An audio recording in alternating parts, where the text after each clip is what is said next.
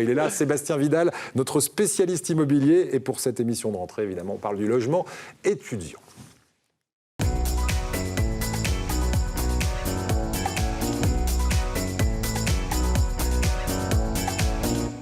Et c'est encore un casse-tête, ce logement étudiant, cette rentrée 2019. Vous nous le confirmez, Sébastien? Tout à fait. C'est le casse-tête pour des dizaines de milliers d'étudiants actuellement. Alors, pour quelles raisons?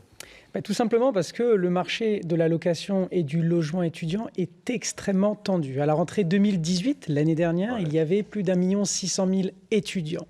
Mais les centres universitaires proposent seulement 175 000 places pour des étudiants pour 700 000 boursiers. Résultat, ce qui se passe dans un marché ultra tendu, les étudiants doivent se diriger vers des logements privés. Des casse-têtes. On a tous cette image en tête des 50 étudiants qui attendent dans l'escalier pour visiter ce fameux appartement au 7e et dernier étage à Paris sans ascenseur. Ça, on le voit dans tous les commentaires. Alors, à Paris, c'est une chose. Dans notre région, c'est aussi évidemment un casse-tête. Et vous me dites que la saturation du marché, c'est la porte ouverte à pas mal d'arnaques. Exemple? Gare aux arnaques, parce que quand l'étudiant qui sort de son cocon familial, qui déménage, change de ville, doit trouver son logement, il est dans l'urgence. Et quand on est dans l'urgence, on commet des erreurs. 3 erreurs importantes à ne pas commettre ou à vérifier. Gare aux marchands de liste. Vous payez 250 € pour obtenir une liste de produits qui sont disponibles à la location. Or, très souvent, et l'UFC Que Choisir l'a souligné, attention, ce ne sont pas des vraies annonces. Deuxièmement, attention à la malveillance des propriétaires. Certains en usent et en abusent de ces petits jeunes qui débarquent dans ces appartements et ils ne se rendent pas compte, ils sont dans l'urgence, ils veulent vite cet appartement pour se loger. L'humidité dans la salle de bain, des menuiseries qui ne sont pas forcément en bon état. Et ce qui en découle, c'est le troisième problème, la caution. Comment on fait avec cette fameuse caution? Est-ce qu'on la restitue? Est-ce qu'on ne la restitue pas? Et surtout, un conseil très important, dans l'urgence, ne donnez jamais un chèque de réservation de l'appartement tant que vous n'avez pas signé un bail. Le coût de la vie pour un étudiant est à la hausse, notamment pour le logement. Ça coûte combien en moyenne de se loger pour un étudiant? En France, 499 €, charges comprises. Cependant, les loyers... C'est une moyenne en France. Les loyers ont augmenté de 3%. À Paris, 5%. En province, 2,1%.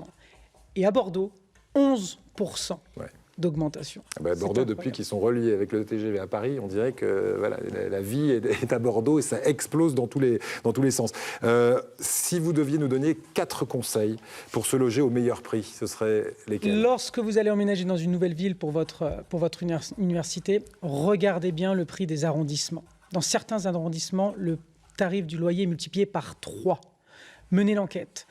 J'ai mené l'enquête ces derniers jours concernant la location. À Rodez, 280 € pour un studio. À Brest, 350. À Paris, aux alentours des 900 € pour avoir un appartement qui est confortable. Donc peut-être à études équivalentes, peut-être aussi opter pour une région ou une autre en fonction aussi du logement pour faire des économies. Mais si vous devez absolument aller sur Paris, parce que c'est la ville la plus plébiscitée par les étudiants, il y a différentes manières de se loger. La colocation, et aussi ce qui est de plus en plus tendance, c'est être hébergé, c'est une personne âgée. L'avantage, c'est que vous êtes quand même mieux placé. On avait parlé dans cette émission d'ailleurs. Vous êtes mieux placé dans Paris.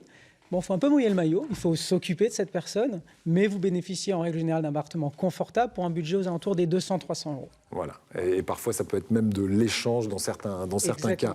Et n'oubliez pas de contacter votre centre universitaire, il y a quand même plusieurs dizaines de milliers de chambres qui sont disponibles. Tentez votre chance. Eh bien, on va faire ça. Les étudiants vont devoir s'engager, on le disait tout à l'heure, vis-à-vis d'un propriétaire, signer ce fameux bail. Là aussi, il faut être prudent quand on signe. Être prudent et le positif amène le positif. On en parlait avec Sophie. Quand vous allez visiter un appartement, soyez positif et organisé. N'allez pas visiter un appartement sans votre dossier qui est prêt et complet. Vous allez visiter un appart, vous déposez votre dossier. Le propriétaire a tellement le choix entre différents locataires que s'il manque un seul papier, next. Donc soyez organisés. Si vous avez un doute sur ces fameux appartements fantômes, j'ai repéré sur un site entre particuliers ou une agence un appartement bien placé, moins cher que le marché.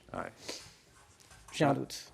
Menez l'enquête. Et si le propriétaire en plus vous dit « c'est bon, je vous le réserve, envoyez-moi un chèque, je vous le réserve », faites quand même appeler un copain quand il vous a dit « c'est bon, je vous le réserve ». Si à lui aussi, il dit à votre copain « je vous le réserve », c'est une arnaque. Vous nous faites, vous menez l'enquête. On va terminer dans un instant avec les nouvelles résidences étudiantes et vous allez nous étonner. Mais juste avant, un petit détour par Jean-Jacques Beltramo et ce dessin inspiré par le thème que vous développez, le logement étudiant. Voici la caution pour mon appartement fantôme. Oui, très bien. Et c'est vrai, il y en a beaucoup d'abus comme ça. Et on a vu même cet été dans la location de vacances, ça a défrayé la chronique, tout l'été. Ouais, c'est ça. Et le nombre de vacanciers qui reviennent en disant je devais avoir un superbe appartement. Ils ont réservé leur maison à 6 000 euros. Et il n'y avait même pas d'appartement. Parfois, il y a l'appartement avec vue sur la voie ferrée, mais parfois, il n'y a même pas d'appartement. Avec 4 autres locataires qui arrivent au même moment.